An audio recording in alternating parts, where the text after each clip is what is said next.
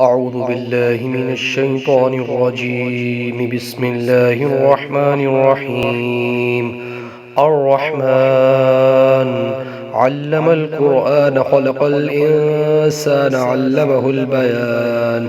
الشمس والقمر بحسبان، والنجم والشجر يسجدان، والسماء رفعها ووضع الميزان ألا تطغوا في الميزان، وأقيموا الوزن بالقسط ولا تخسروا الميزان، والأرض وضعها للأنام، فيها فاكهة والنخل ذات الأكمام، والحب ذو العصف والريحان، فبأي آلاء ربكما تكذبان؟